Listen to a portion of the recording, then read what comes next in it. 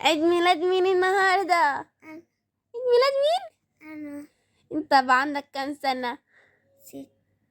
6. صباح الخير، يلا بينا. يلا قوم يلا.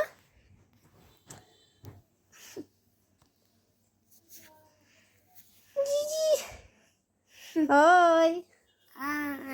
صباح الخير. إحنا عندك كام سنة؟ 6. خلاص بقى عندك 6. كده انت بقيت كبير. هتروح المدرسة. هي مين اللي رايح المدرسة؟ أنا مين اللي هيبقى عنده 6 سنين؟ أنا مين اللي هيعمل له عيد ميلاد كبير النهارده؟ هي البس البني شاطر. تعالى بص يا احمد انت متصور ليه؟ مستحمي عشان ايه؟ عشان نبنتي نضيف عشان عيد ميلادك. هو عيد ميلاد مين ده اللي احنا عاملينه؟ انت مين؟ احمد. انت مستحمي عشان تلبس اللبس الحلو في العيد ميلاد؟ ايه كده اللي هو اعمله لايك. شاطر. باي. العسلات والامارات والولاد بلدي الجدعان عاملين ايه؟ وحشتوني قوي قوي قوي قوي قوي. يلا نبدا حلقتنا، وقبل ما نبدا حلقتنا نصلي على النبي، وكل من ليه نبي صلي عليه. اللهم صل وسلم وبارك عليك يا حبيبي يا رسول الله. بصوا ده عيد ميلاد احمد. انا جبت الكبه ديت وقلت اوريها لكم عشان هعمل فيها حاجات. ده اول استخدام ليها. احمد كان عامل عملية، ده اللي أخرنا عليكم معلش، وكان تعبان.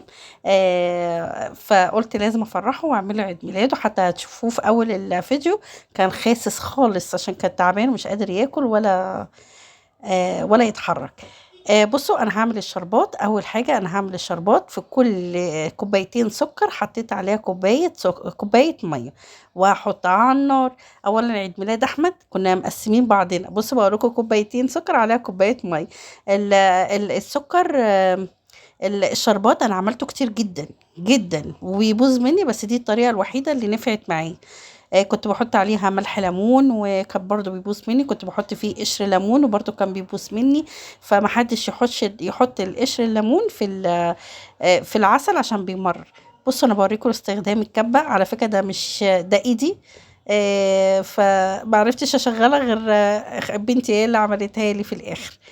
كده شغلتها خلاص. كده عملنا الحاجة بتاعتنا. عيد ميلاد احمد بقى، فقلت اقول لكم عيد ميلاد احمد عملناه ازاي. احنا قسمنا بعضنا.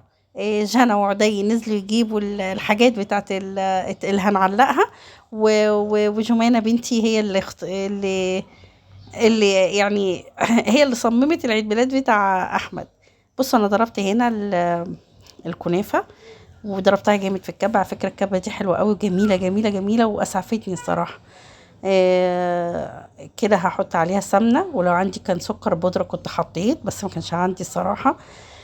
حطيت حبة سمنة حلوين كده وقلبتهم جامد جامد جامد جامد جامد. دي أول طريقة أعملها بيها، وصراحة الكنافة طلعت حلوة جدا الحمد لله يعني. طبعا أنا خلوني في المطبخ كالعادة، وهم قعدوا اللي يجيب التورتة واللي يجيب البلالين وكانوا عايزين يفرح أحمد الصراحة عشان كان تعبان.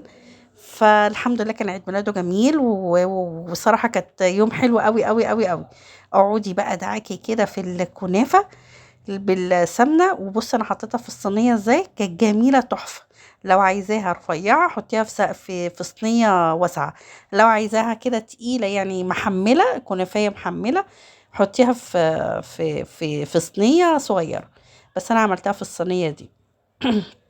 وحشتوني قوي قوي قوي قوي. بس اللي اخرنا عليكم زي ما قلت لكم احمد وامتحانات العيال، وربنا يجعله بالنجاح يا رب. بصوا كده الكنافه بتاعتي هقعد اضغط عليها كده، فيها السمنه بتاعتها وفي حاجتها، وبرضه احط سمنه عليها من فوق.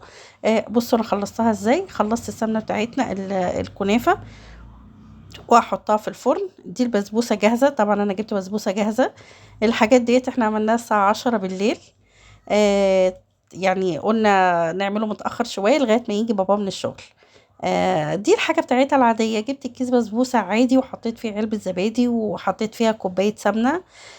يعني كوبايه الا ربع سمنه كده، وهقلبهم مع بعض. على فكره لقيت البسبوسه خفيفه، حطيت لها، كان عندي دقيق بسبوسه، حطيت لها يعني معلقتين كمان عشان لقيتها بصوا سايله قوي، عشان كترت السمنه يعني.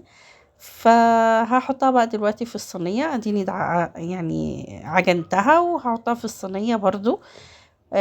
هحملها كده واحطهم برضو في الفرن، يعني ما فيش افتكاسات جديده طبعا.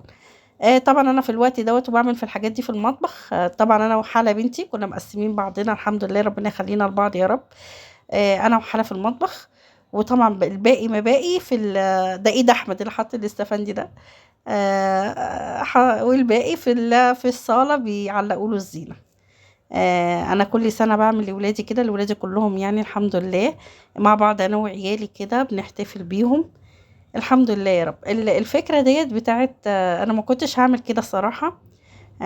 الفكره دي فكره جمانه بنتي، قالت يا ماما ما تعمليها كده، عملتها وعجبتني قوي الصراحه. اللي هي اللي هتشوفوها دلوقتي هتعجبكم قوي قوي قوي، اللي هي السوداني، اللي انا لفتها بالسوداني كده. فطلعت فعلا حلوه قوي الحمد لله يا رب. الشربات كمان كان طالع تحفه تحفه تحفه، يعني جربوه بالطريقه دي، وحطوا عصره ليمونه لمده 10 دقايق، يعني لكل كوبايتين سكر كوبايه ميه على عصره ليمونه، وحطيها على النار، سيبيه 10 دقايق يغلي واطفي عليه، هو هيتقل مع نفسه. انا كنت صراحه فاشله في الحلويات، بس بحاول اتعلم يعني، وطلعت الحمد لله حلوه. بعد ما خلصت الرصه دوت قالوا لي يا ماما اعمليها دوريه، سمعت كلامهم وعملتها، وعملت كمان جلاش هتشوفوه بطريقه حلوه ان شاء الله باذن الله.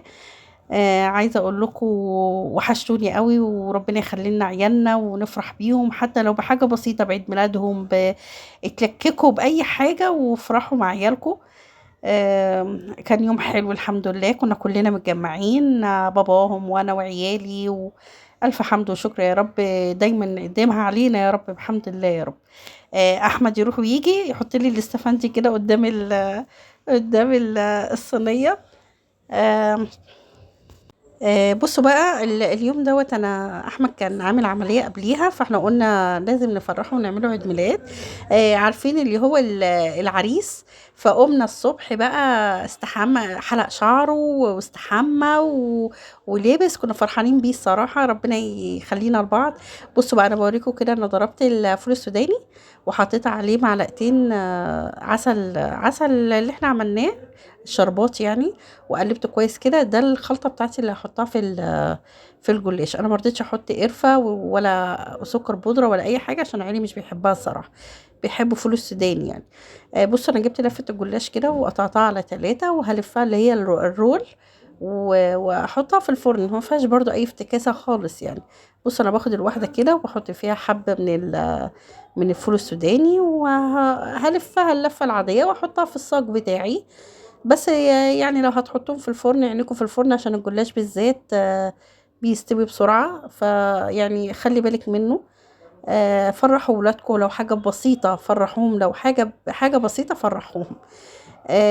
طبعا شايفين احمد في اول فيديو كان خاسس وعامل ازاي، كان تعبان، فانا قلت لازم افرح احمد ابني، الحمد لله لو طلع لي بالسلامة.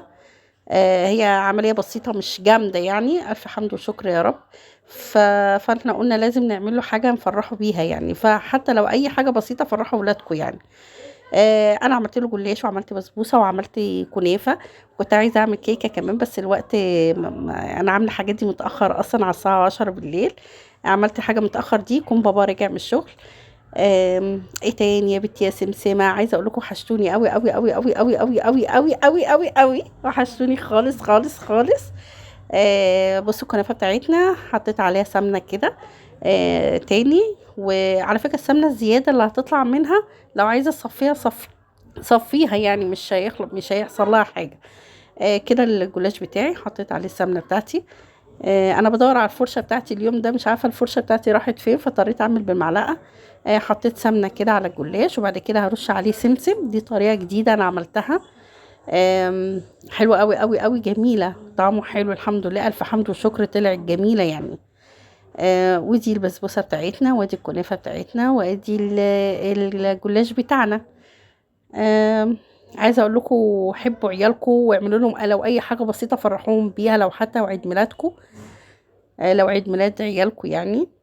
ايه تاني يا بنتي يا سمسمه، بصوا البسبوسه بتاعتنا حلوه، شكلها حلوه ازاي. انا من حلاوتها ما كنتش عايزه اقطعها ولا اجي جنبها، قطعت حته في اخر الفيديو هتشوفوها. قطعت حته وسبتها عشان التصوير. وحشتوني قوي قوي قوي، انا عماله اقول لكم وحشتوني وحشتوني وحشتوني عشان بقالي شهرين ما كلمتش معاكم. حتى بصوا انا حاسه ان انا متلجلجه في الفيديو، تحسوا ان اول فيديو ليا. بصوا البسبوسه لازم تكون سخنه والشربات يكون سخن. بصوا البسبوسه بتغلي ازاي، هي مش على النار انا قافلاها. بصوا بقى انا هسيبكم مع عيد ميلاد احمد، يا رب يعجبكم حته منه بس ان شاء الله يعجبكم باذن الله.